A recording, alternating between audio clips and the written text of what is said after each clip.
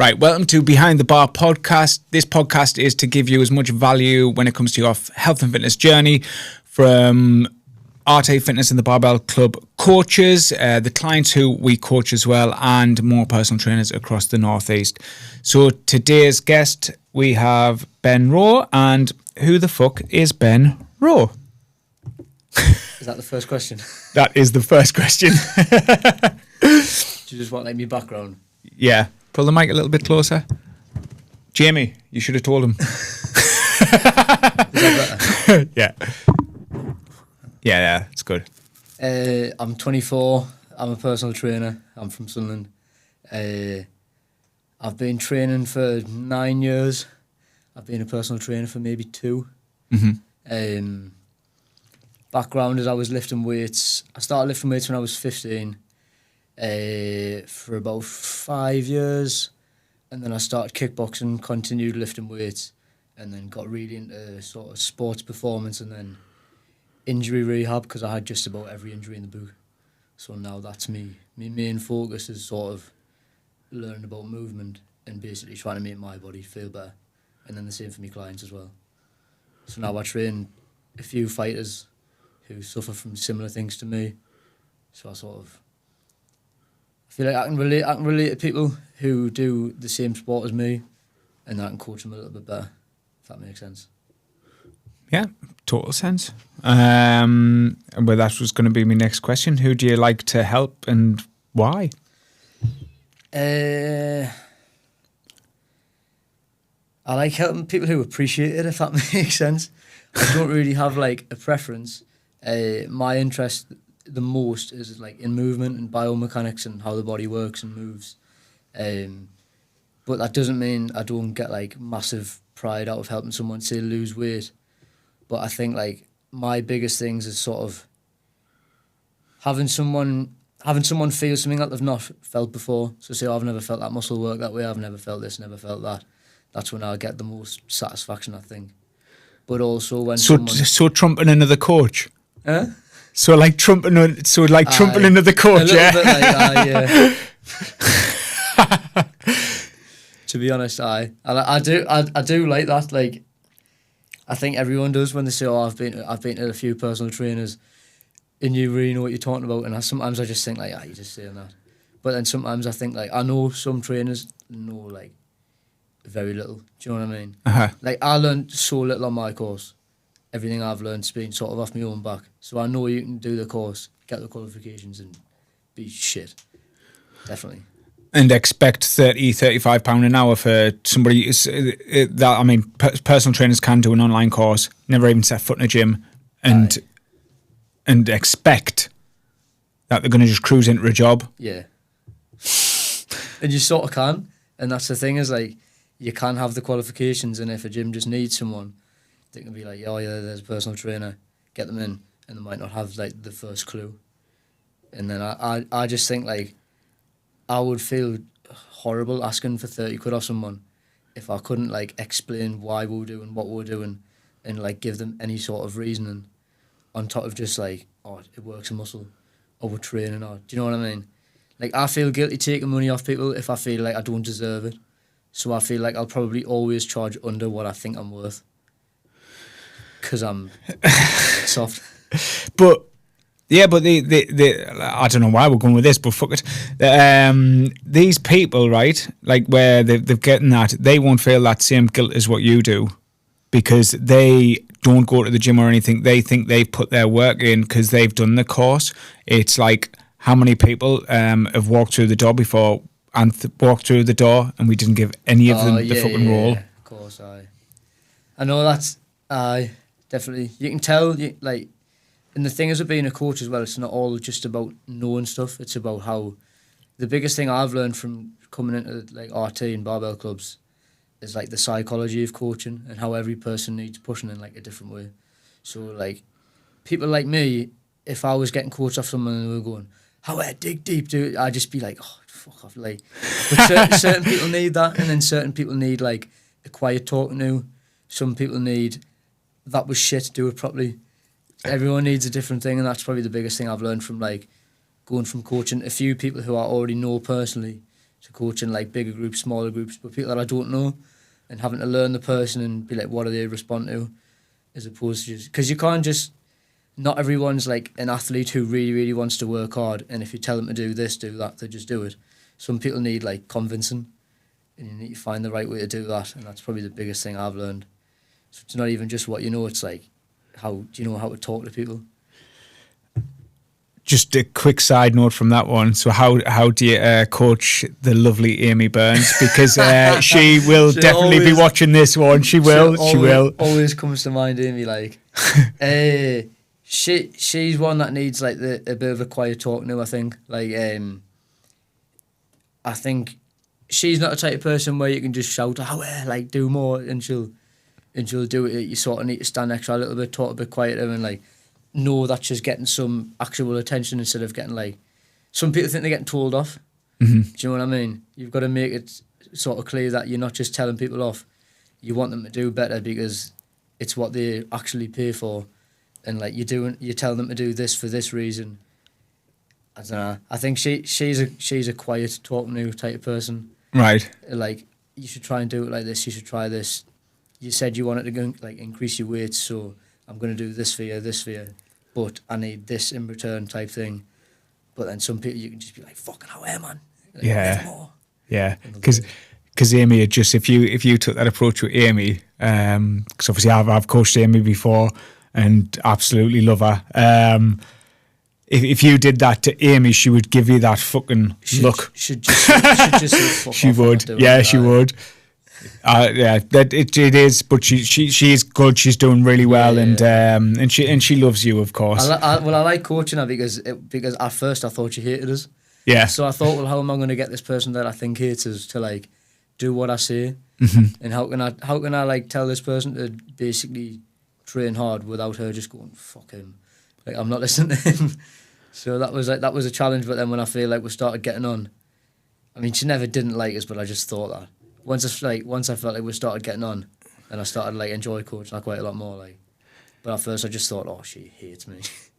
But that's going back. It's like you having to adapt as a coach, and I think that's what makes a really good coach, like that, adapting to so many different variables of people. Because when talked around, it was like he's fine with coaching general pop. Do you know what I mean? We don't want those specific niche type people, and then it makes you a better coach being able to coach all these different people. Where you said about the psychology of it all, it's right. It's like you've got to be so adaptive to it. I think I was talking to somebody about this yesterday, and I was sort of saying like, being a coach isn't like, it's not that hard to learn how to lift weights. It's not that hard to like go on Google and sort of see how many calories you should eat. But it's like, so I can just tell anyone, oh, eat these calories, do these exercises, blah, blah, blah. That's not really being a coach. Like, you've got to understand the person and their psychology and what works for them.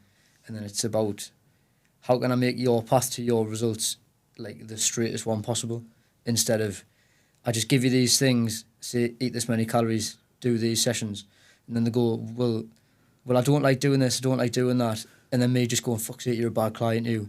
Like, I've got to be able to go, right, well, you don't like this doesn't work for you, so we're going to change this, we're going to try this. And then that's where like actually being a coach comes in, as opposed to just relaying information that you've heard from someone else. And that's the bit that like you actually learn. Because I feel like what I've learned from coaching people is all psychology and all how to get different people to do the same things, because everyone hears the same command like differently. If that makes sense. It totally makes sense. I've never really thought of it like that. So, yeah, I like that one. Say that one again. I don't know how to word it now. Trying to get so many different people to do exactly the same thing. Trying to get so many people to do the exact same thing, but everyone hears it in a different way, almost. Like, Ben Rowe. I'll cue the same exercise like very differently for different people. Some people I'll say, like, you want to feel your hamstrings. This is just like a really basic example. Some people I'll say, oh, you want to feel your hamstrings here, you want to feel this. And then some people I'll be like, just imagine you're dragging your heels back. Some people I'll say, like, flex your knee. And some people I'll say, stand up. Yeah. Do you know what I mean? And it just works differently for different people. and I end up talking loads when I coach because I'm trying to figure out the ones that work and the ones that don't. That's meant. Yeah, love it. I mean, I would have said, like, yeah, I think you've answered it straight away here. What's been like the biggest thing you've learned since being a coach, like with us, and obviously where you've coached multiple people? But if you can expand on that, then I can get. If not, I can go to the next one. Well, apart from that, I mean, the biggest thing I've learned is that when I'm tired, I'm shit. Which sounds daft because I've always had jobs where I've got to get up early. But I notice more than anything, like than any other job I've had, when I'm coaching, if I'm tired, I'm absolutely shit. So like, it's actually, even though it sort of seems easy on the surface, like it's actually quite a hard job to do because I've got to sort of, if I go in and I'm coaching a class, say like my 6 a.m. class, if I go in and I'm knackered and everyone can tell I'm knackered, and I'm like dull and I've not got any energy, then no one else is going to have any energy. But then if I go in and I'm like, right, ladies, and like, I get everyone in a good mood, then the session goes better. So like, that's another one of the biggest things is like how you can say the same words, but how you sort of present yourself and how your mood comes across can like dictate how a session goes. If someone comes in and I'm just like, oh, all right, and they're like, what's up with you? Do you know what I mean? You know, when people can tell straight away. I know if someone comes in and goes, what's wrong with you today? You seem off. I go, oh no, I need to sort myself out before the session starts, because otherwise it'll just go to shit. So being switched on and being like positive, honestly, is one of the biggest things. Like it's if people think it's just counting reps or shouting at people, it's not. It's you do have to be turned on to be a coach, and like I said Anton, the last one, it was like it for every hour of coaching, you say there's an hour before it, but I think for every hour of coaching you do, it feels like 2 hours worth of work. Yeah. I'll tell you what, especially for you, because especially on the nighttime ones where you do 3 back-to-back carnage sessions, sometimes 15 people in those sessions, and we say you had a 15 people, 10 people, 5 people, right? That's 25. That's 30 people. You're having 30 1-minute conversations with all of these different people, and you're trying to like banter off everybody and everybody else. I'm trying to like remember where everyone's on holiday at the minute because it's like the 6 weeks, and I'm trying to remember where everyone's been. Not when this airs. This is September something. Okay. Oh, well, everyone's been. We've already been to Ibiza. it was mint, wasn't it? It was fucking crap. Don't want to say that because I might not come back. Everyone's on holiday, trying to remember like what everyone's interests are, where everyone's been away, and then trying to have like what you said before was like just find something in common with everyone, and then just build on that, and it works really well. But it's hard to remember, and then bringing that like positive attitude as well. I'm like, believe it or not, I'm a bit of an introvert, and like it's hard for me to sort of bring my energy up to like talk to a class and keep the class motivated. So like, even though it seems really hard and I'm only working a few hours, I'm used to working much longer days in the factory and being much less knackered because I don't really need to speak to anyone. So now that I'm doing this, honestly, I come home from work at night and I've been just shouting at people for 3 hours and I'm like, I'm exhausted. But I feel guilty saying it. I feel guilty saying to my mum and my dad, like, oh, I'm knackered off work, because they'll be like, what do you mean? You've just been shouting at people for 3 hours?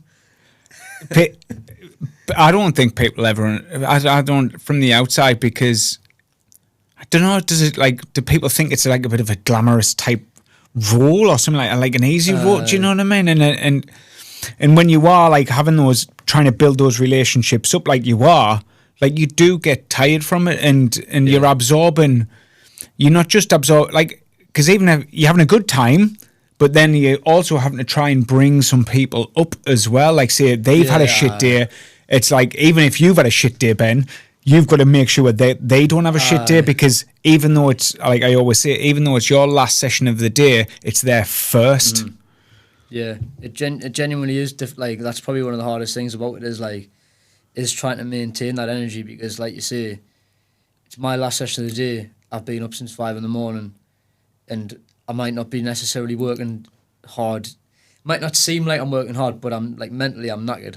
And then if they walk through the door and I can't be asked to say anything, I'm being moody, I'm being grumpy, then that's the next hours basically, or the next 45 minutes of carnage is just going to be like an extension of that. And everyone, if I can't sort myself out before I go in the room and coach, then everyone else is going to be like, what's wrong with him today?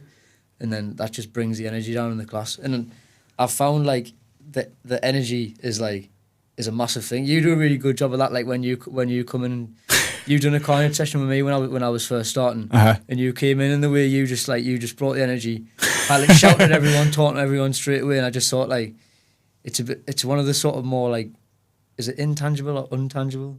I don't know. It's one of them like the harder things to like measure that you're good at. And I thought, I can tell he's been doing it a while, because he not only is he obviously coaching, but he's managed to, within a few minutes, he's managed to have crack with every single person, call everyone by the name, get everyone moving, and then like be loud and bring a lot of energy in.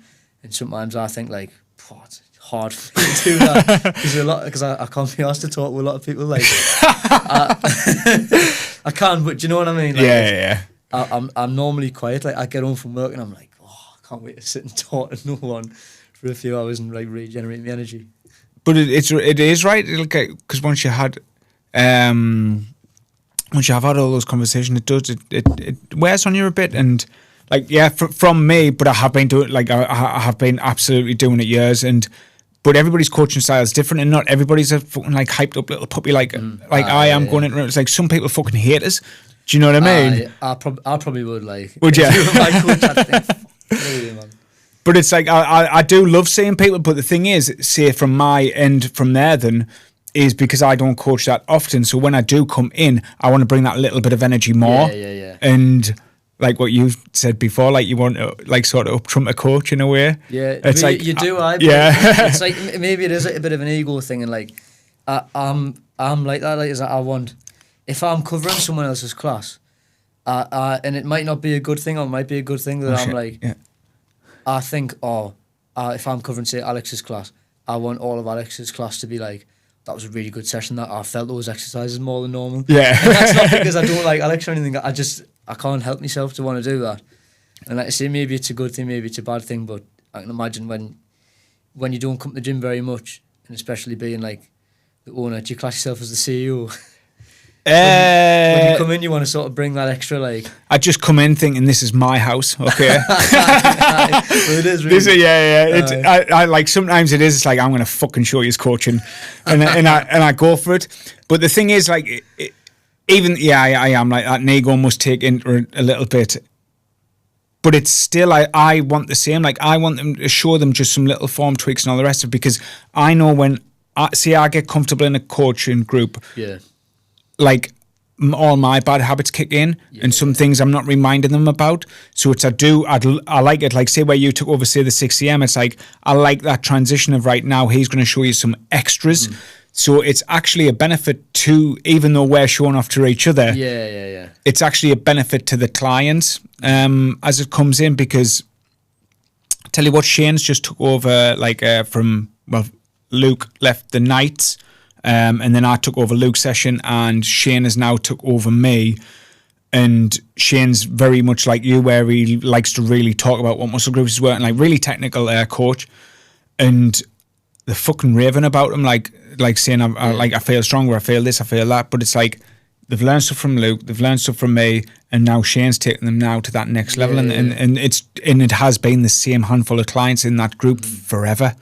So yeah. That's why I think it's good being a client in that aspect, because you're there to be coached, so you're a bit more open-minded. Whereas I feel like you always think your opinions are right, and you always think your way of training is right. And then if another coach comes along and says, it might be better to do it like this, it's easy to be like, do you know what I mean? You don't want to hear it. But then when you're a client, you just get one coach coming in saying, this is really good, you should do this. Another coach saying, this is good, do this. And then another one comes in, and then you just get all of it. So you do get all the results, really. You just get like an amalgamation of 3 coaches, and then you get more results. Yeah, it is. But unless they say the complete opposite things. I mean, but the clients do a funny little thing of like, well, Ross said to do it this way. Well, Dan said to do it this way. And it's like, well, I'm telling you to fucking take it this way. All right. But no, it is good from a client point of view. And it's like, I think I posted in the staff group the other day, it was like, I find it from from me, I like to learn from all of yous as well. I will get round to getting coached off all of yous in the future. I want to learn all the rest of it because I do like everybody's different coaching styles in there. Like I've enjoyed training with Josh. I've enjoyed training with Shane. And yeah. And then I'll just basically at the end, like I'll get a crown and just crown whoever's like my favourite coach. It's good to be open-minded though, isn't it? Like, especially as a coach, because if you get too closed off, then you just end up, you never progress. So you've always got to, even though sometimes you have to put your ego aside and think, oh, maybe I've been coaching this wrong for years. And it's even worse, like I've said it to clients a few times where I've been like, I know I used to tell you this was the best way to do it, but now I think I know better, so I'm going to tell you to do it this way. And like you've just sort of got to trust that I'm being the best that I can for me clients.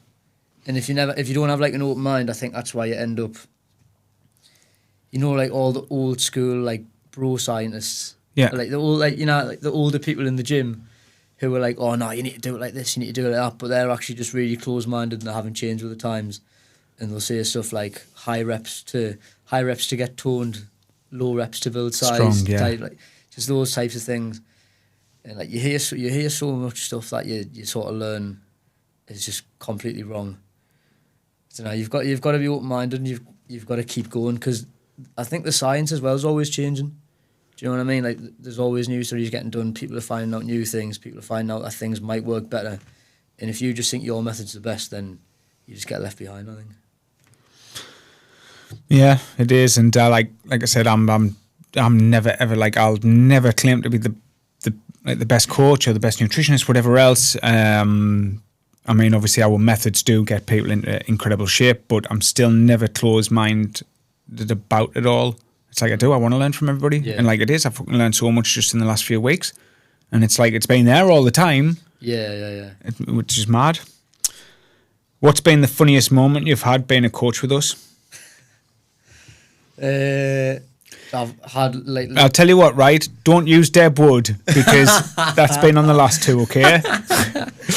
I've had like loads and loads of funny moments in the gym, and like to be honest, a lot of the crap that we have in the gym is like probably not family friendly. And like to be fair, some of it just don't mention names. No. Some of it, I was actually like, I can joke about anything, but when I came in, some of the crap, I was like, Christ, I was like, there's no rules in here. Like probably filming the ads and just like me being the most useless person ever. Oh, just like everything I said was just wrong, and I just go fuck. I watched the bloopers again this morning.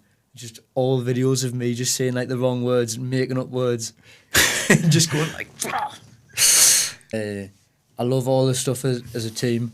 Like I love before I even started, like, because obviously I came for like a sort of interview. I don't actually class it as an interview. Just but pop down. I popped down to the gym quite a while before I actually ended up like starting. But I followed you on the socials and that.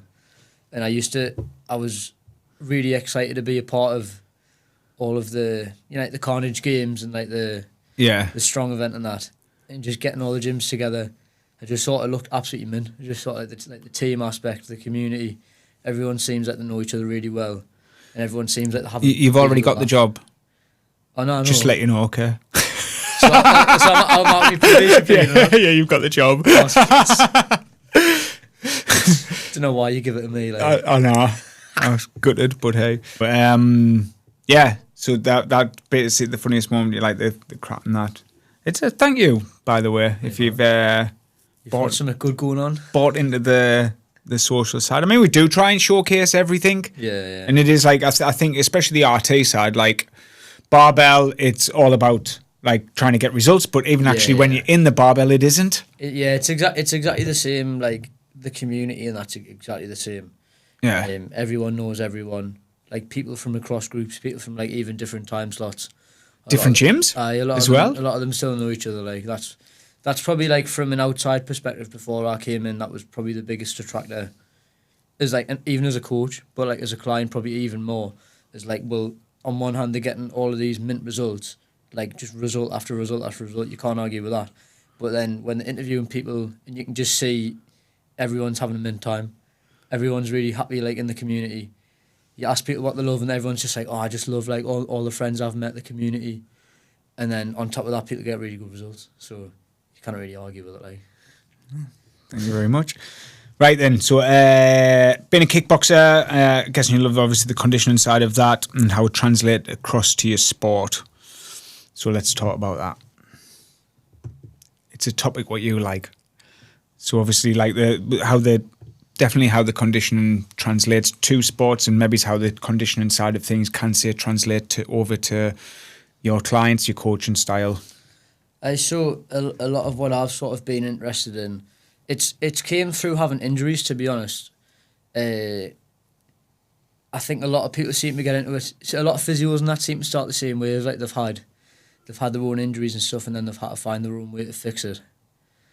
I've had like quite a bit of problems with my hips. I've had problems with my knees, my ankles, everything, and I've been through like physio after physio. I've been to different coaches, and I've just learnt a load from that. And then I've sort of found a love for learning how the body moves and how things work, and that's what I enjoy probably coaching the most, is because it's a bit more engaging as well. It's not just about you video me. Yeah.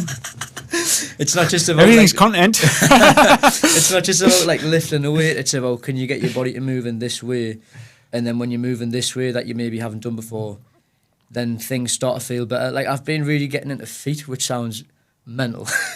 Right. But like learning about how feet move and about the gait cycle, and about how the pelvis, the spine, everything moves in the gait cycle, which is like ridiculously complex, and I'm still, even though I've learnt loads, I still feel like I know nothing at all.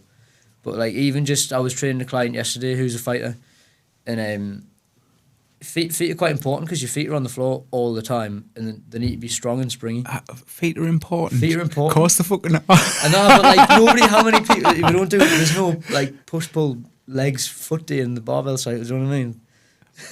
So you actually mean, training your feet. Nobody thinks about like training the feet. Well, not many people think about training the feet, but like when I've been doing stuff like getting my client Jake's feet moving, he literally walk around, he'd be like, I feel unbelievable. And I'll be like, no, I don't believe it. Even though I can see his feet like moving and they weren't moving that way before, I'll be like, I just don't believe you. I think you're lying. He's like, mate, honestly, like I feel incredible here. But I've had the same thing of where I've done like certain foot drills, and then I've walked around and I've been like, I feel like my whole lower body's like new. I feel like I've just had like a service done and like everything just moves better. And I think all of that's really, really, like just really, really interesting. And that's where I love coaching that the most, because it's the most engaging and there's a bit more sort of complexity to it. And I don't think that many people do it. Like I don't really know many people locally that have an interest in feet. It's a very specific type thing, and the thing is, because probably is where you're into feet at the moment. I love feet. Like. You're into feet, didn't fucking get. I listened to a podcast about feet on the way down. Did you? Wait till you see Sarah's feet in Ibiza. Fucking rotten. Oh, I can't wait. Like. They're absolutely horrendous. I don't like looking at them, like in particular. Just like the way they work. Do you know what it is? Sarah does actually have foot problems, so she does have like insoles put in. So like, so yeah, I'll send her your way on that. Strength training, resistance training, bodybuilding, whatever you want to call it. Why should all people do it? At least do some of it, week to week. Every week, yeah. I think there's probably a different benefit for every population, and the most boring one, but probably the most important, is that as you age, you're going to lose muscle mass, and you're going to lose probably partly because you age and partly because people just naturally do less because they think they're getting older, so they have to do less, if you know what I mean. Mm-hmm. Like people say, oh, I'm getting old, I can't do this, I can't go for runs and that, but your body's going to naturally sort of want to decline, and it's up to you to say that no. And that's what aging is, really, is like your body's going to decline, and it's up to you to say, no, I'm not going to let it, so I'm going to do something to sort of offset that. Or even, if you're in the right position, you could theoretically, like, reverse. And a lot of people say, like, oh, I'm fitter now. You'll have probably heard it in testimonials. People say, oh, I'm in better shape than I was in my 20s, and now I'm 40. Yeah, or, like, 100%. You might even say the same thing, because you were a little chubby, weren't you? I am actually, well, 20 I wasn't in that bad of shape. 21, that's when I got fat. 22 when I got fatter.